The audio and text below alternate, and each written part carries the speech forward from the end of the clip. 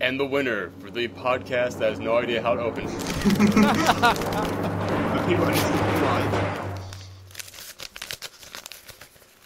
Goddamn, I thought opening this envelope would make far more noise and also be quicker. Fuck, it sounds like you're trying to throw a chocolate wrapper in a bin. But failing, which is bad. I'm failing. Also, my cable is due. Alright. I'll pay that later. Anyway, welcome to the Pupcast, everybody. The podcast that never gives up on coming up with an intro, no matter how many times we fail. I am Aaron. Join me are Jackson. Hello. Callum. Screw the rules, I have money. I don't know what that's a reference to. Naz. I didn't win a Golden Globe. I'm sad. Damn you, Hollywood Foreign Press. Sacha Baron Cohen. Argo, fuck yourself. And also, how did we not start the show off with Argo, fuck yourself? Right, that's what you do. Okay, and also Kevin. He sounds thrilled to be here. Hey, Kevin. Is Kevin doing his impression of Judge Dredd? I am the law. The law. I missed this. Okay. Anywho, speaking of films that were not nominated for the Golden Globes, that is a Why wasn't travesty. Dredd nominated for a Golden Globe? Dredd was because they great. don't have an award for most badassery. That's true. And Dredd would beat the Raid in that respect. Best slow motion Dredd. violence. Oh, best violence, straight up. Dude. By the way, if you didn't like The Raid, check out a French film that came out this year called Sleepless Night. It's basically The Raid, but with a plot to it. Oh. I just saw it. It's actually pretty badass. I think if you had that problem, if you couldn't get over the fact that The Raid has no plot, check that out. It's actually pretty cool. The Raid did have a plot, it just gave up on it in the second half. Well, because who wants Yeah, to The see Raid a had a plot, scene but then with it was punching like, the face? plot is what we need to get us to the building loaded with badasses who are punching each other. And now we're here, so we don't need you anymore. But it's the only martial arts movie that's better when all the characters are using guns. That's how I see The Raid. As soon as the guns go away, the film gets worse. I can't even get mad at us for getting off topic because I'm the one who started it this time. Yeah, but that's also high and mighty. I am so So high the Golden and mighty. Globes happened, and the Hollywood Foreign Press, right? This is Sacha Baron a Cohen. Pupcast mini-sode. We were hoping to have this out earlier, but hey, I was sick. So this is our response to the Golden Globes, and also our response to the Oscar nominations being announced. We So really this need is to our bubble boy you, don't we, Alan? Fuck, man, you wanna know how bad it is? I just got over like a massive 3-week-long illness.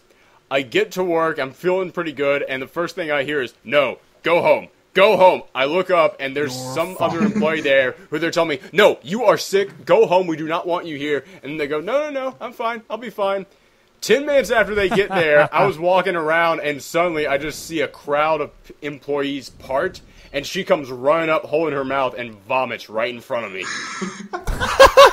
So I might not be here for next week's episode. The world is out to kill you. Well, I always knew that. I was just hoping it wouldn't be through biological means. You responded to this with some Martin Freeman-esque deadpan reaction, just like, well, great, thanks, Yeah, thanks, it's with that's, new that's shoes great. now. No, I'm a germaphobe, so I just shut down, went full robot, walked out of the building, and dumped my shoes in the trash, and lit it on fire, and just kept on walking. Oh, I thought you were like waiting fetal position or something. Like, too much ickiness. Oh, that would be so cool if you could, in one smooth motion, take your shoes off, drop them in the bin, and light it, all in one go. It'd be great. Light the match on the last shoe as I drop it in. Yes, and then just walk away. So yeah, this is a little bit late because like I said, I was sick, and so we have to record this now during the one tiny window I get of being fine. And we're just going to talk a little bit about the Golden Globes that went on, and also about what we thought about the Oscars. So let's start about, I said Oscars like it's not happened yet, but just about the nominations that have been announced. Let's start with the Golden Globes. Were there any big surprises for you guys during the evening? Not, yeah. I'm going to say Brave. No, not really Brave either. No, Brave is Not kind of Argo obvious. winning Best Drama. To me, not so much Argo winning that, but Ben Affleck winning. Because you look around at all the people nominated, and everybody who was nominated for that also got nominated for Best Director by the Oscars, except for Ben Affleck, the guy who should have been. So, of course, you were like, well, out of all the people here, Ben Affleck's not going to win because... Tarantino wasn't nominated for the Oscar either, but still. But, like, point still stands, Affleck. But, yeah, exactly. So, you look at that list, and to me, Ben Affleck is the guy who deserves it more than anybody. Oh, yeah. Yeah, and you look at that, and it's like Ben Affleck just had to be sitting there like, I'm glad to be nominated, but who am I kidding? Didn't he give the best speech ever? He gave the best speech, and also he realized he had no time. And he was like, yeah, people, this is late in the evening, so he was going a mile a minute on that thing. So fast that he missed George Clooney. Yes. And then, but then he reminded his wife to go up and say, I miss George Clooney. Oh, he's awesome. And that was awesome. Without George Clooney, nothing could ever be possible. That's true. Of all George things. Clooney creates the best stuff in Hollywood, All yes. Life was created by George Clooney. In the beginning, there was Clooney. Clooney created man in a slightly lesser good-looking version of his own image because he didn't have any to get Ocean's 14, George Clooney robs the Garden of Eden at the dawn of time. Ocean Zero. Ocean Zero, he kidnaps God. He just turns to Brad Pitt and is like, we're going to rob heaven. I would pay money to see that movie. Sorry, you guys aren't on the list. They get St. Peter in on the whole thing so they can open the gate for him. Inside man. It'd be awesome. He's their inside man, yes.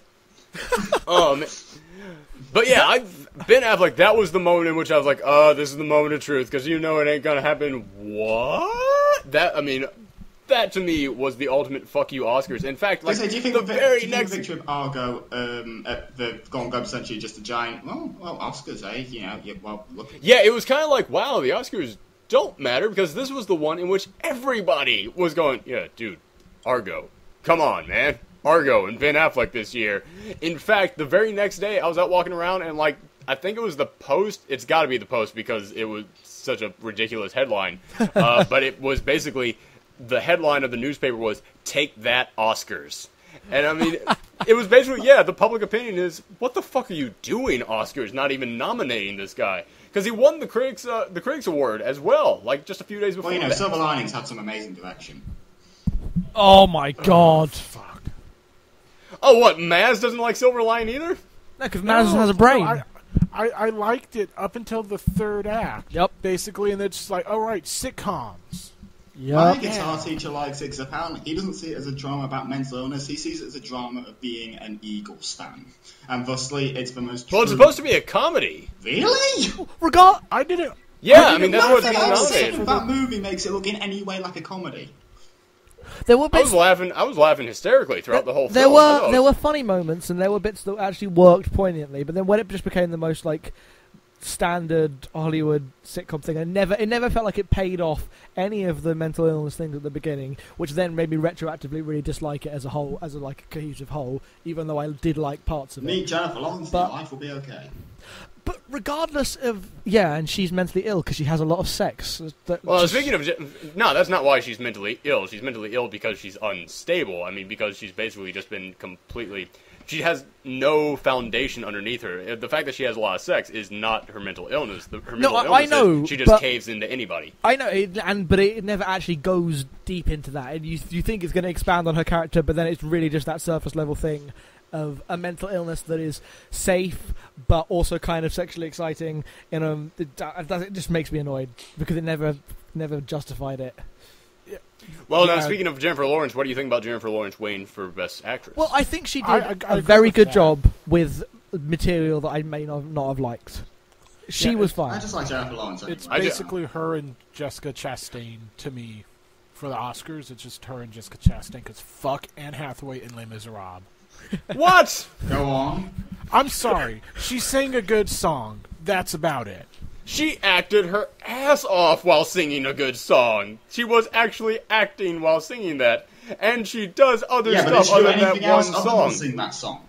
Yes! That whole character, though, is just about getting to the point where someone sings I Dreamed a Dream, and then she dies. And then, Spoilers. Oh God! Somebody died in an opera. I never would have guessed. Oh, read a book, people. I was just kind of like, oh, they're just gonna give it to her like they gave it to that chick who was on American Idol because she sang that one song in Dreamgirls. Well, we're going to use Mike. What the fuck are you referencing? That girl Dreamgirls from and Dreamgirls. Jennifer Hudson. Yeah, that's her name. Well, the good news, Mike, is that Anne Hathaway's only up for supporting actress. So. Okay, there. Yeah, categories. Yeah, because I have these nominations up right now, so. How does it work? She's in it for 10 minutes. That's why she's not lead actress. Anne Hathaway won, didn't she? Yes. Yeah, she did. Yeah. And she deserved it. Sorry. Throwing that one down. No, she didn't. Here's who deserved it. Fucking, I can't remember. Oh, Scarlett Johansson for Black Widow. That's who fucking deserved it. But do you really think anybody will ever give the Avengers anything? No. Dude, I've talked and praised the Avengers more than anyone on this podcast. I can't name anyone on that deserved an award other than Joss Whedon. How about visual effects? Clark Gregg. In spirit. So just make the Clark Gregg Award? Yeah. For the guy who's not in a movie a lot, but everyone likes him? From the director of Choke. Clark Gregg Award. Clark Gregg, in every single movie he is in, plays Phil Coulson. Like, I just watched State and Maine, and he is basically Phil Coulson in that. He is Phil Coulson in everything I've seen him in. He's going to be fucking he's good. Going to be Phil Coulson in Much Ado About Nothing, then. He's already been Phil Coulson in everything, so he has got that bureaucratic but kind of likable nature down to a T. He's going to be no one with Nathan Fillion in Much Ado About Nothing. He is the Maggie Smith of FBI type. Well, back to the Golden Globes. We started this off by talking about Adele winning for Best Song. I think she gave one of the best acceptance speeches of the night. I missed that one. It seemed genuine. Yeah, exactly. If Adele ever has to give an acceptance speech, it will always be fantastic and it'll always feel genuine because Adele, everything about her, really used to being broken up with. And I just love that Adele and Taylor Swift are the two people out there who are kind of famous for making songs about being broken up with.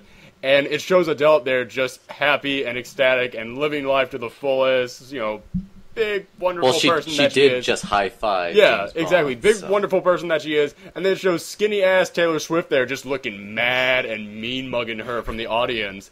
I just love that moment. Well, you see, Adele wrote an album based around one man. Taylor Swift wrote multiple albums about multiple men, which is what we call a slut. I'm cutting that part out. Looks like a sexy cat person. Okay. I'm cutting that part out. Yeah. Fuck, because you just said that women who sleep with a lot who have active social lives. No. It's a way that because the Soup did a thing where they cut together every single bit of her MTV VH1 story. Callum, we get the kind of Callum, I can't see you. You are that far into your own grave at this point. I can't see you anymore. How are you talking to me? It's warm down here in the center of the How are you talking to me with both the feet in your mouth at the time? Yeah. No, it's not a shovel, it's a JCB. I know, Callum, you're young, so we know, but just lesson to learn for the future. That's not what that means. Yes. I'm young and naive. You're young and wrong. And stupid. Okay, let's move away from Adele. What were some of the other great acceptance speeches? Because, Ben Affleck and Adele, I think, gave the best two acceptance speeches of the night. I would agree with that. Yeah. I don't remember many other acceptance speeches. Yeah, those two were the ones that really, Jennifer Lawrence I also thought gave a great one as well. Because, once again, that seemed very real. Everybody just hated her speech because she said she beat Meryl, which is not... Yeah, it's a reference to a movie. A reference, yeah. Yeah, and the people in the audience laughed at it because they got it, but... What did she say? Oh, she said, what does it say here? Oh, it says, I beat Meryl, which is a reference to, I can't remember what movie it is, but yeah. It's the First Wives Club. Oh, okay. But yeah, going on I would say Jessica Chastain's speech. Jessica Chastain. She won for Zero Dark 30. Oh, right.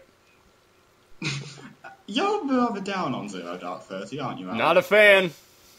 I just remember during the middle of the Golden Globes when, it was given it all the nominations for all these awards, and all of a sudden it shows a commercial for it, and it says, "This is the film of the decade. It's a film that speaks about generation." And I just started losing my shit, going, "What the fuck film did you people watch? Jesus Christ!" Adverts are purposely designed to make things sound like the greatest. I know, but I mean, this thing has got like a 93% on Rotten Tomatoes, which I know that you guys like to say, oh, Rotten Tomatoes doesn't matter. When it's 93%, it fucking matters. It's like... well, it's out in the UK in 7 days from now, and I'm going to go see it, so... Well, yeah, let me know what you guys think, because I just walked out of there, going, what the fuck was that? I mean, her saying, oh, no one other than Catherine Bigelow could have made this bullshit. The director of Point Break creates the film of the decade. Don't get me wrong. And before that, the film of the century. Don't get me wrong. I love the hell out of The Hurt Locker. I think Catherine Bigelow did an amazing job of creating tension on that. I have no idea who the fuck directed Zero Dark 30, because that is clearly not the same person. That film's just a jumbled mess. And I mean, the fact that it's nominated for, like, Best Editing, the editing is atrocious in that film. Is it as good as the editing in Silver Linings Playbook? Two films amazingly renowned for their fucking editing skills.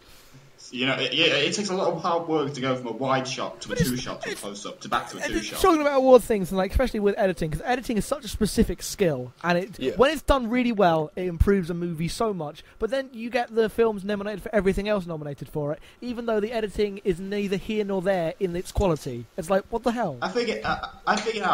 Best editing pretty much just consists of what are the Best Picture nominees again? Let's just put it back. Because if Best Editing really mattered, Scott Pilgrim would have won in 2000. And Shame would have won last year, because Shame's editing. Exactly. Yeah, you're forgetting that the Oscars ain't nominating Scott Pilgrim. I'm sorry, it's... No. I know, but I mean, like, if they genuinely picked it based on actual editing, yeah, exactly, then you'd see movies like that. But yeah, one of the Best Picture movies again. Yeah, we haven't got... We'll say this when we get to Best Pictures, because I have a point to make about that. But yeah, continuing on with the Golden Globes, what do you guys think about Tina Fey and Amy Poehler's hosting? I didn't find them that funny. I didn't see hardly any of it, so I don't know. Why are you here? All right. I just get called into these calls. We're technically here because an hour ago, or 2 hours ago, Callum said I'm lonely. It's pretty much. Which meant there was like this 20-minute period of awkward silences of, hi. Yeah. Anyway, well, I'm gonna say, I'm a guy who groans at 90% of hosts of award shows. I don't even like Ricky Gervais. Everybody was talking about how great Ricky Gervais was at the Golden Globes. They were wrong. Yeah, they're wrong. I mean, he got there and said some dickish stuff to the people in the audience. Congratulations, you asshole. He turned around and was like, oh, there's this film that someone was in. That's shit. Yeah, that was basically what he was doing. It's like, oh, it was so brave of him to do that. No, it's dickish of him to do it. But, like, I think that Tina Fey and Amy Poehler... Yeah, I think that Tina Fey and Amy Poehler were able to kind of take the wind out of the Golden Globes, because that's the big difference between the Golden Globes and the Oscars. The Oscars is a very formal, very professional thing. The Golden Globes is like, hey, listen, it's television and movies, so it's all your favorite celebrities getting together, and they know it doesn't matter nearly as much as any of the other awards, so they're basically just there to have a good time. And it's an open bar. And it's an open bar, yes, as you can tell by the fact that Mel Gibson was there. And it's an award ceremony in which Newsroom could be nominated for Best Drama. Well, you have to remember that this thing is chosen by the Hollywood Foreign Press, which, as I point out numerous times, is basically just 9 Sacha Baron Cohen characters in a room together. So it's basically just guys going, we like the Newsroom, it's very nice. Sorkin dialogue, we like. I'm very annoyed that they don't use the fact that they split up drama and comedy to antagonistically put bad dramas in the comedy section, which I really wish they would do. Like, Newsroom, best musical of the year. But yeah, so yeah, they, of course, when it comes to some things, they just choose, like I was one of the few guys who selected Don Cheadle to win for Best Picture. I mean, not Best Picture. The Don Cheadle story. But no, to win for Best Actor in a comedy, simply because with the Golden Globes, whenever a big-name actor suddenly either returns to television or takes up television for the first time, they're giving them the fucking award, because they like that stuff, because they're easily amused. But yeah, the Golden Globes are a far less serious thing. Don Cheadle. Yeah, because the Golden Globes are a far less serious thing, and I think that Tina Fey and Amy Poehler, found good ways of taking, the seriousness out of it while still making it a positive thing. Like, I absolutely love when they were going around for Best Actor for a drama, and all of a sudden they name a 6th actor who doesn't exist for a movie that doesn't exist, and you see Tina Fey in the audience with a fake mustache on, pretending to smoke a cigarette out there. I thought that stuff was a Did it cut great to way reaction to take shots of them as well when it turned out they lost? Oh no, it didn't do that. But no, I thought that was a great way of just taking like any of the tension and seriousness out of it while still making it a fun thing. And then when Will Ferrell showed up and then it cut to that shot of Tommy Lee Jones. That was great. Yeah, Tommy Lee Jones kind of expressing my opinion on the Will Ferrell skit that they were doing. Just there wasn't any jokes. There were just two people talking slowly at the same time. That was the entire joke, and Tommy Lee Jones was having none of it. Well, that's the thing about Will Ferrell. His whole he's one of those guys who really. I can't quite tell if he was like the forerunner of this or if he just totally adapted it full on. That sense of humor of it's awkward, so therefore that makes it funny. And, which don't get me wrong, can be funny sometimes, but, you know, it has to be funny, not just awkward. But that joke dragged so much and went so long. Well, think about it this way. Think about how many other people who won, how much shorter their speeches had to be because of that skit, how long it went on. You might have had to have a 40-minute and a half away Les Miserables acceptance. A bit longer than our part in the movie. But yeah, I just heard Maz groan in the background. That was funny because it was awkward. Exactly. See, Phil, that's how it's done. So yes. Django Unchained, everyone's apparently it's a good screenplay, y'all. Yeah. Quentin Tarantino's screenplay, good. I never would have guessed. Well, that's the thing. I think that is a good, really great screenplay that has Tarantino just take a hole puncher to the fucking thing and just, you know, insert whatever he wants into there. It's, you know, I have problems with Django Unchained because, yeah, I think that it got Tarantino'd. A lot of it, and it got Tarantino'd. And I think a lot of my problems is with the screenplay. And so, yeah, I don't really like that. I even saw... Would you prefer to have gone to Zero Dark 30?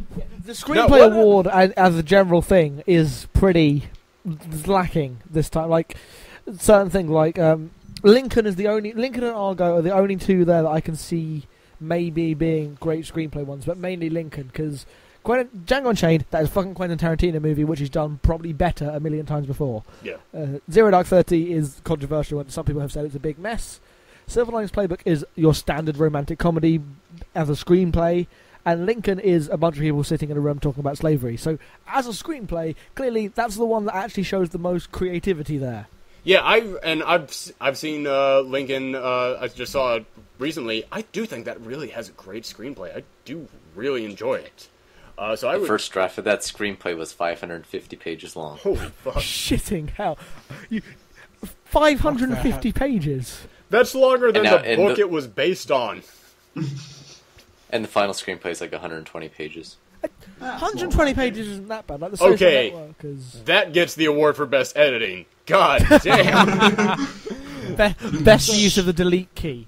Yes. God damn, man. All right,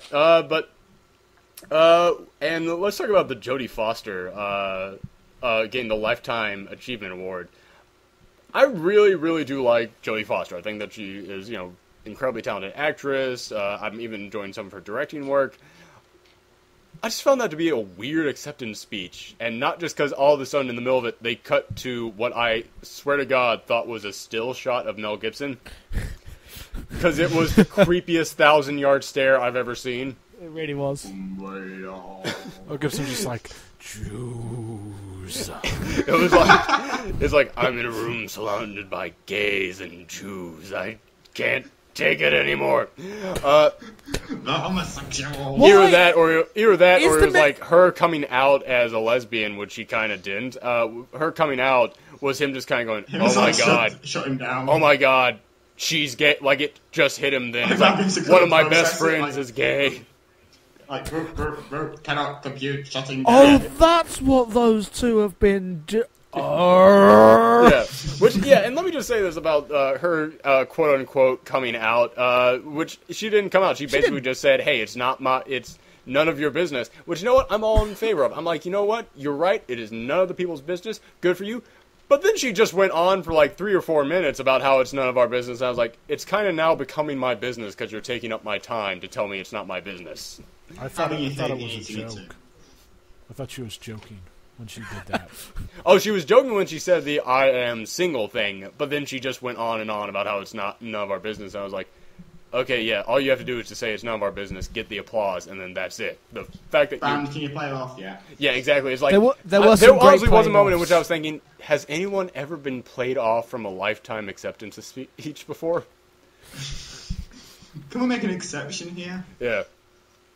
But yeah, any other thoughts that you guys have on the Golden Globes, on who won, who didn't win? Homeland's best TV drama. What? Homeland, sweep that. Yeah. Maz, what do you think about that? I'm not. I don't like. It's not that I don't think Claire Danes is good in that show, and I didn't really look at any of the other nominees. But, I could leave Claire Danes out of that one. But oh yes, Damian Lewis.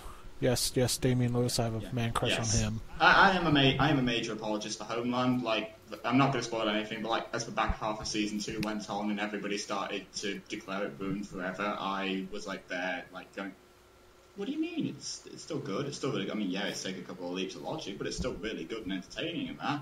But full clean sweep and not entirely behind. I do think other stuff could probably deserved it. Does anyone Damian Lewis deserves that Nicholas Berkeley Award for 100%? Does anyone understand Girls?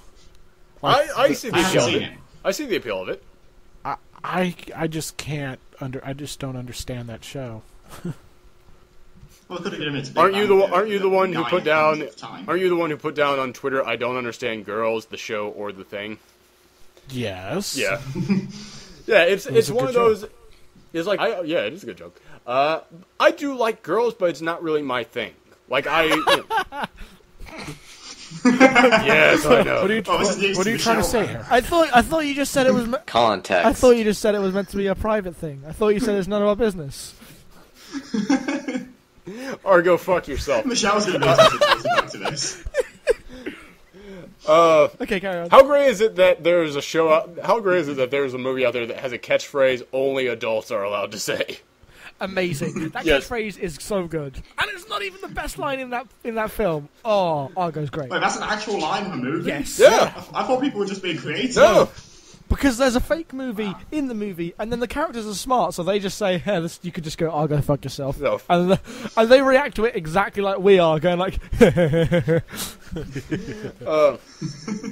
So, But yeah. Hold- Let's go What do you mean, Julia? Sorry, I just saw here that Julia Louis-Dreyfus did not win for Best Comedy Actress for Veep. nope, that was Lena Dunham. Boo and a half. I don't know why I don't really get Veep. Well, That's then again, good because you're taking the cream for that because you should really watch out for Veep. It's dangerous. Did you enjoy the thick of it? I did. In the Loop is what I enjoyed, but yeah, Good. I love the hell out of In the Loop. It's not as good. No, Veep it's isn't as not. good. Straight Yeah, up. like I watch In Veep and I just go, In this the is Loop, however, is just one of the best comedies of the last decade. yeah, like I watch Veep and I just go, this is an inferior version of In the Loop, with far more unlikable characters, which that's kind of my problem. It's very unlikable characters. And I mean, don't get me wrong, I have no problem. I I have can no get behind that. problem with unlikable characters. It's the way you do them because everyone in the Loop is that, unlikable. can you give me an unlikable character that I root for? Or not and- even that I root for, just that I want to watch. Yeah, exactly. Can No. you either, when I say root for, it's like I Yeah, want yeah. to continue watching them. Yeah, I want to be behind them. She had on Malcolm whatever. Tucker for the thick of it in the Loop. But like Veep, I really enjoy it. That's Yeah, just me. no, it's not just you. A lot of people really enjoy it. It's like I'd be more willing to say that me not enjoying it is just me, because it's like, dude, there's just something that you guys see in it that I'm just not seeing. So I also just saw Mandy Patinkin did not win for Best Supporting Actor for Homeland. Yeah, I was going to say Yeah, that's the one part I disagree with on the Homeland thing. yeah, because fucking Mandy Patinkin and his sweet beard, man. He's the best part of Homeland. He's better than fucking Brody. I'm waiting for next season for it to turn out that Saul's beard was behind the whole thing. and in front, it's everywhere. That beard is massive. Oh shit! All right. I like how Kevin's dropped off the face of the earth now we start talking about Homeland because we're going to spoil it for him. I'm just waiting for that moment where I just rip off my headphones. Yeah, no, Just hear Kevin's like, already been spoiled. Me and Kevin already got spoiled last week. No, I spoiled Really? y'all like way long ago. Yeah, I was about exactly. to say, you talked about the ending numerous times on the show, Matt. Literally, the day I followed you was the day the Homeland finale aired in America. So the first tweet I saw you talking about America was like, gone! I was like, oh, right. My Oh, bad. shit. Yeah. I don't get to Unfortunately, watch we- that show until September. Oh, shit. Shut up. Hang in there. Don't believe everybody else. It's actually really good. Assuming you like 24. Just All watch. right, let's move I love into 24. the Oscar nominations, which also came out. Yes. With Seth MacFarlane. Yeah, it was, speaking of Ricky Gervais and just being a dick, not equaling being funny, Seth MacFarlane is hosting. Oh I like Seth MacFarlane. no, you don't. Seth MacFarlane can't be funny. All of the jokes in Ted are just saying all these other things are shit, and I'm like, well, your thing's shit. So shut up, Seth. Yeah, in TED, they just for no reason go, man, Brandon Routh is a dick. It's like, what the fuck did he do to you? At the end of that movie where they just go, except that Superman reboot. No one liked that Superman reboot, and you're like, what the fuck did the Superman Returns ever do to you? Jesus Christ. Yeah, exactly. I have no problem with a show just making fun of stuff. I have no problem with that at all. But just the fact that it's more of just like, Seth MacFarlane is a guy who, you know, I've mentioned this before that we were talking about on our Cartoon Network episode about Adventure Time and Regular Show. Those being two shows that very clearly seem like they are done by guys on drugs. But at Comic-Con, someone actually asked them, how much pot do you guys smoke a day? And they go, No. And both of them went, we're working. none! We have a show to put out. We have a job to do. I saw Seth MacFarlane on Bill Maher's show, and he said, let's be honest, you smoke pot when you write. He goes, yeah, we toke up in the writer's room fairly often. And I was like, that explains a lot. I remember Oh my reading a God. story. I remember just going very, very slightly off topic. I remember reading a story. Mighty Boosh said that somebody asked, "Do you take drugs throughout that show?" Well, we tried once, and we just spent 6 hours staring at a spider. So no. Yeah, it's, don't get me wrong. I'm not saying that drugs can't create, you know, incredible stuff. I mean, look, my record collection is way better for drugs existing. But The Beatles. yeah, I was about to say, fuck, man. But there are, to quote Bill Hicks, all that music you love made by artists who were real fucking high.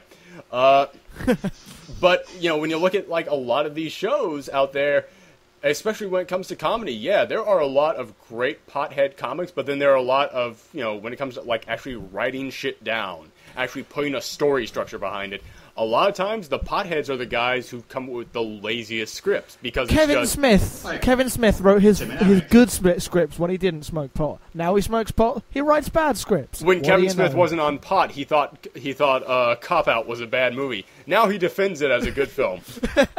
Exactly. And yes, I did mean to make that this time. I like Ted. You shouldn't like Ted because Ted has everything wrong with life. Also, I'm still a genuine fan of American Dad. Oh, I still like American Dad, but Seth MacFarlane does not write American Dad.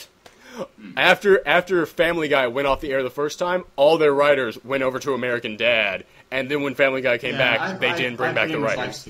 I like to forget Family Guy exists now because that show hasn't been great for years. Oh yeah, I will gladly admit I still like American Dad. I have no problem with that. Yeah, But- well, that's probably also due to the fact they have like 3 years worth of episodes in the backlog. Yeah, exactly. I mean, I think Seth will be a good host. If he can, yeah, exactly. Because Seth MacFarlane can sing, he can dance. He is an old school entertainer. But if he just goes out there and just, you know, tries to Ricky Gervais it, He'll say some easy jokes. He even he'll do looks a like couple Ricky of numbers. Gervais a bit. kind of, yeah. Without any of the facial hair and with a slightly less punch and with a slightly more punchy. He's got the face. same kind of like squinty eyes and smile in this picture. It's really creeping me out. I say slightly more punchable because you wrote Ted. Because, like, no. I mean, like Ricky Gervais is just an annoying hack. Seth MacFarlane has talent occasionally, so me wanting to punch him in the face more is due to me being Well, jealous. Ricky Gervais wrote the first Office series, so Ricky Gervais. Ricky Gervais has done great but any stuff. Yeah. talent he had is long gone. Oh, dude, now. yeah, and he did extras, which I absolutely love. So I mean, but yeah, you are right. That is a guy who was, you know, spent. But yeah, Seth MacFarlane, if he just goes out there and sings and dances and, you know, just Doesn't write. Doesn't Well, no, says the lines. he can do good comedy as long as it's like, you know, as long as Stay they away from focus pot. him and just go, listen, man, we're just all here to have a good time. It's like, all right, fine. No, Okay, right, just stay away from the pot, and for the love of God, stop referencing stuff from the 80s. Yes, the 80s happened. It was a decade. Deal with it. yeah. You know we'll all be in big trouble if suddenly the Oscars stop halfway through so we can watch the David Bowie Mick Jagger dancing in the street music video for the full 5 minutes. then we're in trouble. No, if all of a sudden in the middle of it they stop to do a scene from Airplane for no reason. So anyway, Ted people.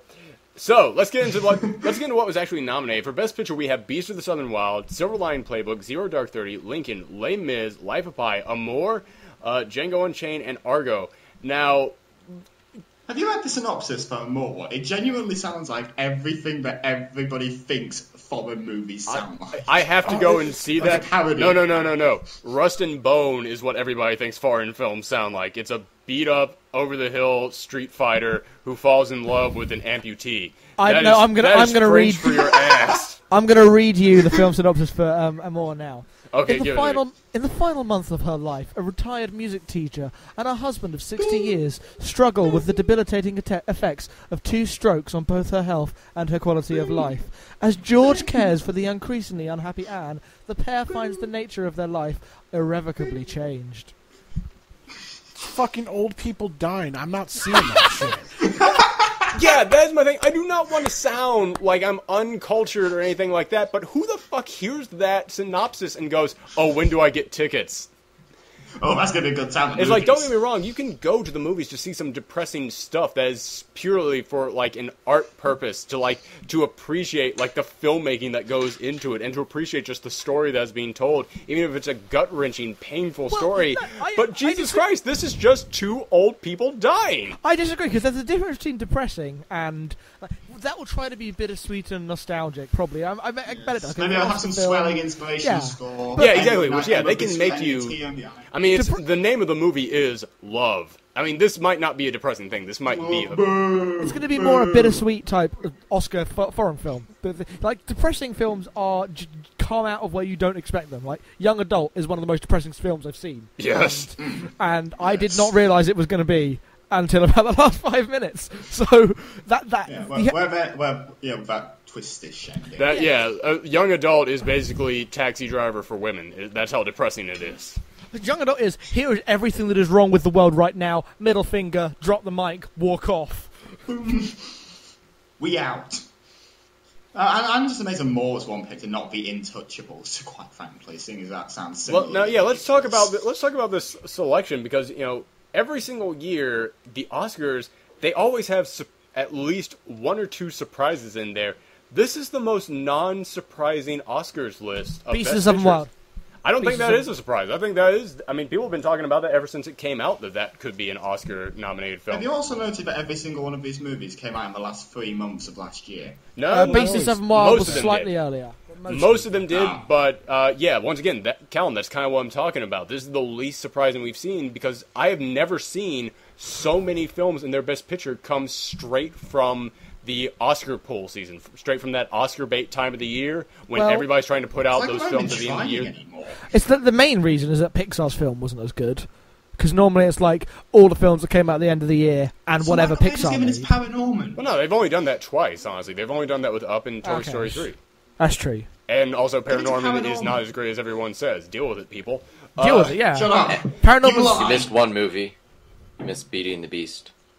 Oh, yes. Beauty and the Beast is the only other film that ever got nominated, animated film that got nominated for Best Picture. But this is, I'm thinking back to that first year, what was it, 2-3 years ago, when they put 10 movies up for Best Picture, and they had, like, District 9 on there, which that was the thing that made all the cool film critics out there look at it and go, "Oh, major props, Oscar! Way to go! We know it's not going to win, but hey, way to go just for recognizing it." There's nothing on here that's that cool, like, oh shit, I was not expecting that kind of selection. I remember rooting for hell put Dark Knight Rises. Should not have bullshit. I'm sorry. Dark Knight Rises is the Oscar bait of superhero movies. There is a spare slot here, but they could have just shoved the Avengers on it as a thank you for making us all this money. Yeah, like, you could easily cut Les Miserables. You can always cut Les Miserables. But then again, I hate musicals. I'm the only straight guy on the planet who loved Les Mis, apparently. Me and Chris Evans are the 2 guys.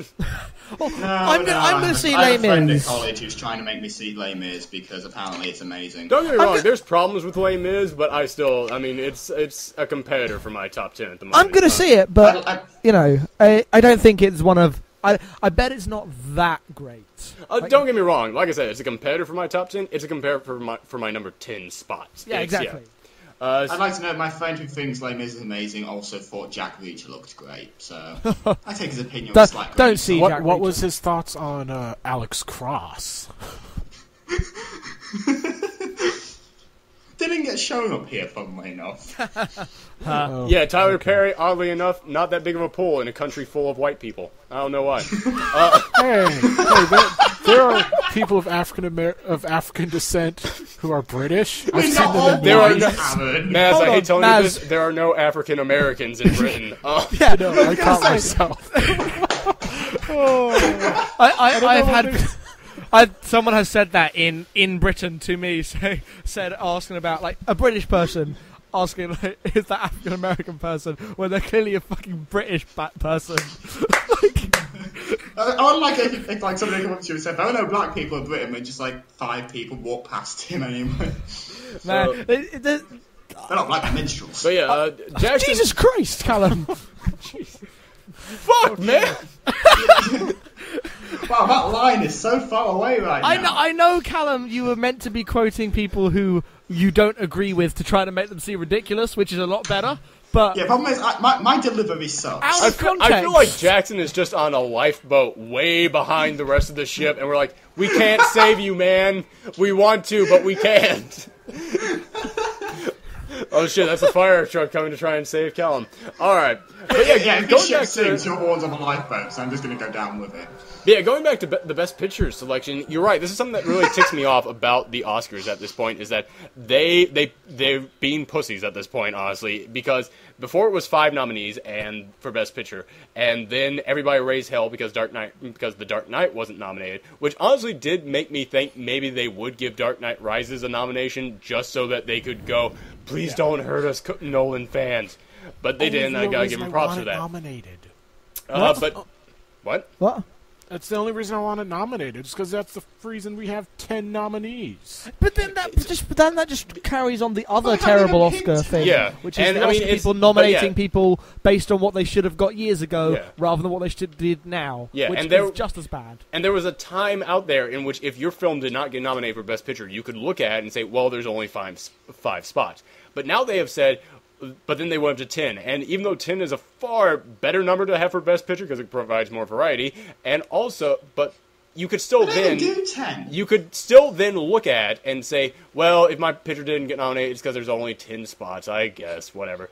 Now they have pussied out on it, and they have said, well, now we're not going to have a set number. Now it's going to range anywhere from a minimum of 5 to a max of 10. And that's a bad idea because, I'm sorry, if you can't pick 10 films to be best film of the year, you weren't paying attention to films this year. And it makes it seem like they're saying that every film is worse than those by a long way because we couldn't find one to match it. Yeah, and It I mean, makes us- you... yeah. Yeah, and you mentioned The Avengers, which, I mean, hey man, everybody knows, I love the hell out of that movie. I can understand not nominating it for Best Picture, but it is kind of interesting to go, well, Titanic broke box office records and it got nominated. Star Wars got nominated. Avatar broke box box office office records and it got nominated. Avengers Sure, broke so the they hell did. out of some box office records. No nomination. And was better. And it was than better than Avatar both those and two. Titanic combined, plus a lot of other things. Yeah, But then exactly. again, last year, Harry Potter broke box office records and no nomination there. That's because Harry Potter's not very good. Oh. Well, yeah, true. You're forgetting Avatar, Titanic, both came out in December. Oh, and Cameron. You're right, December, yes. Mm. And Cameron. Fucking Cameron. So Cameron is was this not... Cameron... Titanic was the film that made Cameron the Oscar, the guy to mention for the Oscars. So yeah, you can't say that about Titanic. But yeah, going into some of the other nominations, Best Actor, we have Daniel Day-Lewis, and you don't really have to mention anyone else. Because that's sewn up, done. Yeah, they're over. just going to give it to Daniel Day-Lewis. yeah, it's, and don't get me wrong, he Is it deserves it. deserved? Yes. Yeah. They should I have. just wanted to ask there because I haven't seen a lot of these movies. They should have 2 categories. They should have Best Actor and then Best Daniel Day-Lewis. Yeah, because I feel so bad because I look at those lists of other actors and it's like they each deserve that nomination. Any other year they probably would have won too. This is so unfair. They just got. Hold Well, on. Daniel Day-Lewis decided to star in a movie this year, and everybody else just kind of like, oh, fuck it. I have no idea why Bradley Cooper's getting nominated for Best Oh no, Actor. I thought he Bradley was- Cooper's great in Silver Linings Playbook. I thought he was hate the great in it movie. too. 5 best lo- performances of the year from a male. Jackson, this is pretty much going to be the Halle Berry of Best Actor. I thought it was great. Let me also point out. Wait a minute. What the fuck did you mean by that? Well, like, you know how Halle Berry won Best Actress? And No, then now, don't as her count. career's gone on, Count. it's kind of... Oh, okay. For a second there, I thought you were about to grab a third foot and shove it into your mouth, and I was like, okay, no, I understand what you're saying now. Okay. No. It's like, Jesus Christ, oh God. No, I'm not prepared to cross that line. Okay, but no, Podcast Oh, is wow. tape delayed. but yeah, these were each great performances. And let me also just say, I saw something going around the internet of people saying that the Oscars are racist because it nominated everybody in Django Unchained except the black guy, because the black guy's not very good in Django Unchained. I'm sorry, people. He's The good not. black guy Don't was get me You're wrong. was, just Samuel ruining my Jackson. expectations here of Django, actually. Don't get me wrong. Aaron. The Oscars and all of Hollywood, yeah, they are racist. This is one of the times in which they're not being racist. This is not why. This is not why. This is their Plus, right. on this Denzel one. Washington was voted for Flight, so clearly And he they're also not deserved racist. it. He also deserved it. I'm glad that he got that. Let's see. Yeah. Going into Best Actress, Naomi Watts for The Impossible, Jessica Chastain for Zero Dark Boring, Jennifer Lawrence for Silver Linings Playbook, Emmanuel Riva for Amor, and Everyone's taking a deep breath. And then And the fact that The Impossible is now officially an Academy Award nominated movie just lets you know how bullshit the set of nominations are. oh, didn't like The That's it. Impossible. Done. Apparently, The people, Impossible. It's the movie about the tidal wave, a tsunami in what's it like? This tsunami a while back, and it's like this purposefully, dramatically over the top Oscar bait piece of You want to talk about Oscar? Yeah. You want Clint to talk Eastwood about already Hollywood made that being- movie. No, exactly, he did but not. now they made a full-length version. No, he did not. Clint Eastwood made the film going, I'm about to die and I'm scared. Which I was like, that is not a good movie, but I'm like, I understand, Clint. You need to make this. It's okay. It's like, but Yeah. you want to talk about, by the way, to everybody out there, Conversation with chairs. by the way, to everybody out there, you want to talk about Hollywood being racist? The Impossibles is based on I a true do. story, not I starring know. white people. Yep. Not only is it a true story of people that came to visit the land struck with the tsunami, which is bad enough. It is the true story of the. I know that they weren't white, and now they're being portrayed by Ewan McGregor in the movie. Yeah, I think they... Yeah, well, Jackie Chan was busy, and how many other Asian actors do you know? What the fuck, Callum? I was Jesus inadvertently Christ! racist there, wasn't I? Inadvertently. I didn't mean to. Bollocks. Shit. Alright, let's go on to So, Best this is the Supporting... last time you'll see me on this podcast. What does everybody who does everybody think kind of wins that one? Because the only ones I've seen are Beasts of Southern Wild, Zero Dark 30, and Silver Linings Playbook. I gotta give it to Jessica Chastain. Yeah, I Jessica think Jennifer Lawrence is Chastain. going to win. Fuck, I man. think it's Lawrence or Chastain who's gonna Chastain win. is going to win. So Chastain. Lawrence is hotter, Chastain. so maybe her. I think Jennifer Lawrence deserves it, but Jesus, I do not like anything about Zero Dark 30. And Jessica Chastain, I think there's one scene in there where she is acting her ass off. Aside from that, I think she's just doing okay. But she's the I disagree. motherfucker who She found owns the every single place, scene. Yeah, she owns every single scene she's in. which is just about all of them. She managed to get Humphrey Osama bin Laden to keep going based on her expertise and dedication alone. There was hard acting going on when she was drawing on the guy's window. She dropped the shit out of that Felt window. marker. What's the next category? 129 days. All right, Best supporting. best supporting actor. We have Christopher Waltz, Philip why Seymour the fuck Christoph Waltz. is Bryan Cranston not nominated for Argo? Jesus Christ, he was the best thing about that movie. No, why the fuck is Leonardo DiCaprio not nominated? This is one of the... We talk about how there were no No. surprises. The only surprises are what was not nominated. And this is one of those. DiCaprio, of all the people you choose to pick for Django Unchained, you pick the white man who's already won. Yeah, I was gonna say, like, Makes sense. Samuel L. Jackson actually acted in a movie for once. I really hate saying it because he plays such an offensive racist stereotype, but he's acting his ass off to play that offensive racist stereotype, He so plays I a do gotta give character him instead credit. of Samuel L. Jackson. But Samuel Jackson has done some acting this year. he's done. He has. But I gotta say, I really think that what was his name? Leonardo DiCaprio. Christoph Waltz. I think Leonardo DiCaprio deserved this one because Leonardo DiCaprio From to those me trailers, he seems to has be having always way been too one of much those fun. actors who, like, every time that I see them, I go, yeah, that's Leonardo DiCaprio. Like, I've never bought a single character he's done because I just look at it and go, that's Leonardo DiCaprio up there. This is the one time in which I was like, I have no idea who the fuck that is. That is a character up there. A character acting their ass off. So, from the trailers, he seems to be having way too much fun in that role. Oh, that was the whole reason why I wanted. One of the main reasons I wanted to see it is he looked like he was having fun for a change. Yes, maybe that's it. Maybe Ripping it's that this was the people one film in apart which with he dogs. wasn't just going, I hope I win an Oscar for this. Let's go on. Best Supporting Actress, Sally Field, Anne Hathaway, Jackie Weaver, Helen Hunt, and Amy Adams.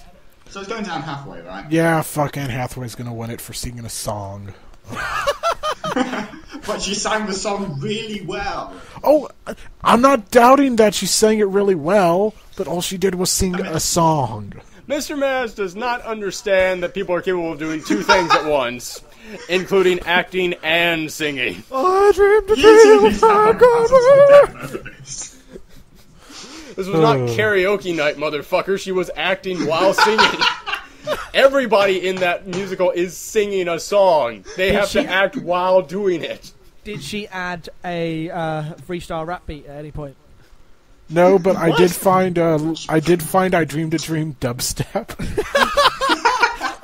Was it the Susan Boyle version as well, perchance? Yes, it was. Oh, Jesus Christ. Drop it hard. But you do. All you need to do is go to YouTube, search "I Dreamed a Dream" high school or whatever, and you will find a million badly acted, even if they're well sung, terribly acted versions of that song. Yeah. We have found our end song for this episode. Yeah, it's gonna be me singing it. Alright, let's see. Best Original Song, we have Before My Time from Chasing Ice, don't know. Pi's Lullaby from Life of Pi. Suddenly from Les Miserables, which how the fuck is any song in Les Mis being nominated That's for not Best Original Song? There's no original No, song. that's not original. It's already written. Yeah, I It don't. must have not been shown in the stage play. Yeah, maybe it was made just for this. I'm gonna have to look into that. Did it play over the credits? Let's see. And then there is Everybody Needs a Best Friend from Ted, which Really? yeah. That was a song in Ted? I was hoping for the Thunder song. Suddenly is a new song specifically for the Oscar bait, basically. Oh, okay. So Skyfall's winning, right? And then of course hopefully. Skyfall. I hope Skyfall wins. That was the But it's Skyfall or Les Miserables. like I said. That simple. Like I said, I've never really watched that much Bond before. Skyfall was the movie that made me go, "Oh shit, James Bond, I get it." And one of the reasons is that song is so fucking good.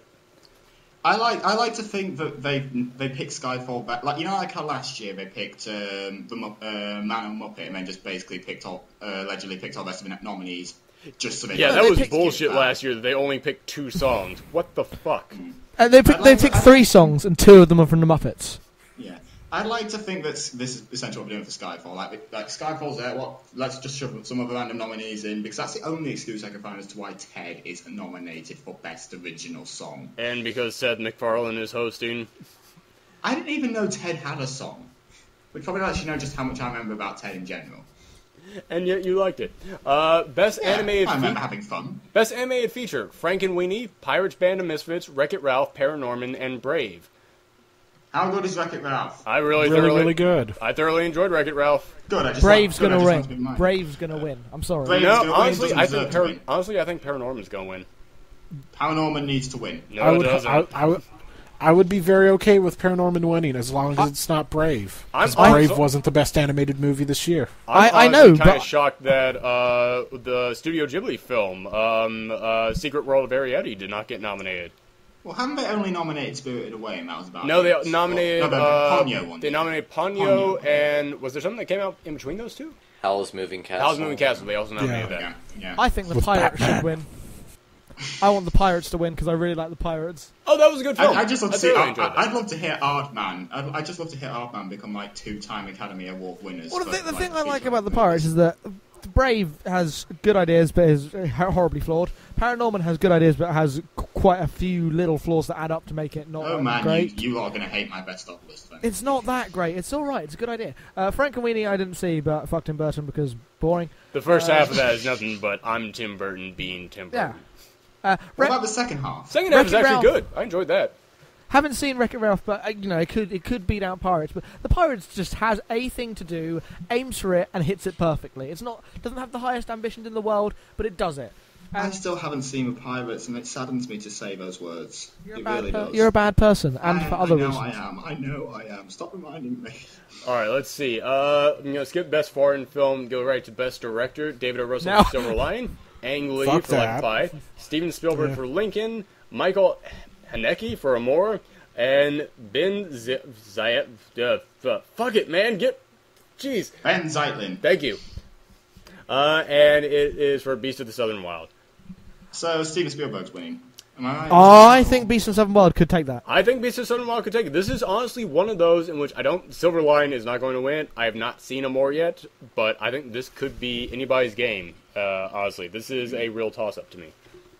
Whoever wins, that's not winning Best Picture. I can guarantee that much. Yeah. Ben Affleck, right?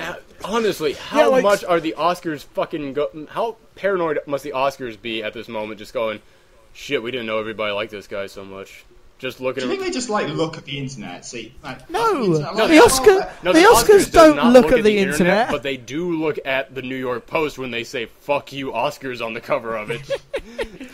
No, they just. I'd love to say on the nights they go through all the lists and then just go, and the winner is Ben Affleck without any prior warning. By the way, Seth MacFarlane is going to use this opportunity to sneak in a really mean jab at Ben Affleck. I can tell that there's going to be a really nasty one right before Best Director. But Ben Affleck totally deserved this one. And I mean, it'd be one thing if they just didn't nominate him. But the fact that they didn't nominate him and everybody else not only nominated him but gave him the award, basically just said, Oscars, what the fuck are you doing this year? Did we ever actually decide who we thought was going to win Best Picture, or have that? No, that one. In all this casual racism. Who knows on that one? That one's. Yeah, that's so wild. I don't know. I'm predicting either Lincoln, Silver Linings, or Zero Dark 30. I think Zero Dark 30 is going to take it. I think Zero Dark 30 is going to Zero take Dark it. 30 for the controversy, Lincoln because it's Spielberg and politics and stuff, and then Silver Linings because it's pretty much tailor-made from the looks of it for the Oscars. Weinstein. I think Argo's going to win. I want Argo. I would love if Argo We can won. dream. We can dream, Kevin. We can dream. No, I think it's going to win. All right, let's see. Best Original Screenplay, Flight, Zero Dark 30, Django Unchained, Amore, and Moonrise Kingdom. Moonrise Kingdom was nominated for Best Picture? No. I want to. Even though there's that spot just sitting right there. That Moonrise Kingdom spot right for it. Right in the shape of an awkward intellectual child, right there. Parking spot reserved for Wes Anderson. No one this year. Yeah, so you just look at these lists and you think, well, you could have put this movie there. You could have put that movie there. There was no reason for it to be 9. If you go 9, you might as well go the whole hog and put it 10. They could have put 9 there. As I mentioned numerous times, I do not think Zero Dark 30 has a good screenplay. Django Unchained, I think, has a great screenplay that Tarantino just kind of fucks up with being a child. Moonrise Kingdom, I think, has a very nice screenplay. Have not seen it more. Flight, I like. I think there's better stuff. I think Zero Dark 30 is going to take it. Yeah. Zero Dark 30 is going to sweep. Well, I don't know. I need to go find that. Screenplay is always the one in which they kind of just go, you know what, you're not winning anything else, let's just give it to you. So this might be the Moonrise Kingdom one. I think it's going to be Tarantino again. It's probably going to be Django. Like that year that Pulp Fiction was up for all the awards and in the end just won Best Original Screenplay. Well, let's see. Best Adapted Screenplay, we have Beast of the Southern Wild, Argo, Lincoln, Silver Lining Playbook, and Life of Pi. Lincoln! I think it's either Argo or Lincoln. 550 pages. Huh? Yeah, Lincoln. I really don't think they're just going to start giving everything to Argo now. They realise, oh shit, we've got. Oh no, the ballots were in before this. Yeah, it's too late. It's gone to Lincoln. But yeah, I think it's either Lincoln or Argo on this one. Best cinematography: Anna Karenina, did not see Django Unchained, Life of Pi, Lincoln, or Skyfall. Skyfall. Give it to Skyfall, please. Roger Deakins. It's Roger Deakins. He's getting it.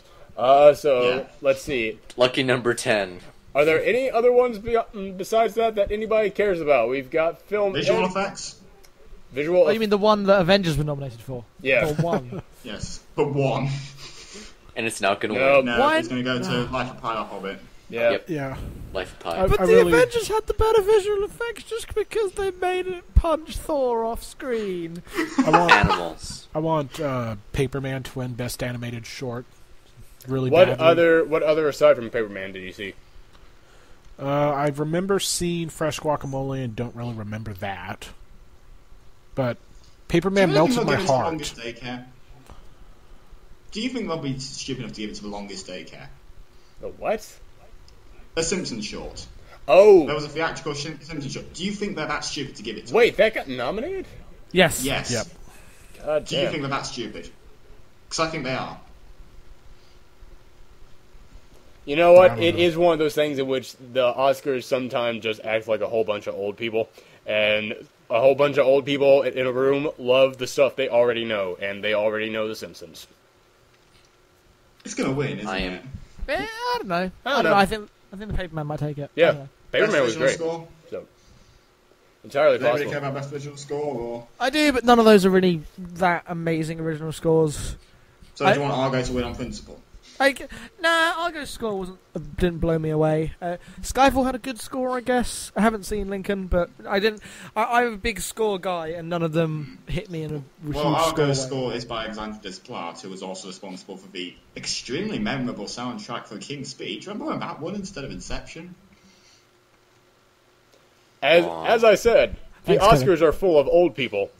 Yeah, Once again, Inception from that year, that was one of those things in which it was like, hey, spot on, Oscars, you nominated a good film that was cool. And, Except Christopher Nolan. huh? And the only one it won was Best Original Screenplay. Which, yeah, once again, that goes back to what I say about original screenplay. That's often the award that they Inception- just give out to the people who it's like, you know what, Inception you're not did not giving anything else. win. Inception didn't win Best Original Screenplay. King's Speech did. Oh, for fuck's sake. You're right, it did. I remember that. Yeah. So it was a shutout, basically. Yeah. Because old Oh, people no, don't... no, I it think won the- technical. It won Nolan's best. gonna Yeah. get an award eventually. Nobody cares about the technical awards, clearly. Yeah, well, let's... I'm That's not. I'm true. sad Rick Baker did not get nominated for Best Makeup for Men in Black 3. Yeah. Yeah. I can understand Prosthetics that, yeah. for the win. But yeah, let's just wrap this up. As we So nobody cares said... about BAFTAs then. Yeah, as we said, this, hey, I always like the Oscars. I always look forward to them. People say, oh, it's just so rigged. Well, with all the steroids that go around sports, the Super Bowl is fucking rigged. It's still fun to watch, you assholes. Stop raining on the parade. Is the Super Bowl actually rigged? Because I know nothing about The Super Bowl is not rigged, but it's one of those in which everybody is just so beefed up on steroids that it's like, who cares? It's like, there's no more actual sportsmanship in any of this, My but team's it's still not fun to winning. watch. Clearly this is rigged. What is rigged is Matteo's girlfriend. Oh! I don't get that reference. What? Matteo's girlfriend. She's fake. Come on, people. I do not. Who's Matt? To Oh! this fucking podcast. Why are we talking? Catfish. I like how catfish is now an officially used term in popular culture. I'm gonna edit the shit out of this Yeah, episode. you need to get rid of like actual racism and sexism and maybe No, this you terrible need to person stop in bring. general. You need to stop bringing it up. Everyone needs to stop. Everyone needs to stop right now. What's Stop going being on? I'm silly. scared. This is far too silly. Let's just stop it. Persona. Let's just stop it. And let me just say that this year, when it comes to the award, everybody just sit back, relax, enjoy. And unless everybody on the Academy is over 80 years old, Argo is going to win. So my pick is Amore. Thanks, everybody. It's the movie where old people be dying and shit. Doesn't that just touch your very heartstrings? I believe that was the official American release title that they changed it to. Old people be dying and shit. Old people be dying, and the tagline is "We out."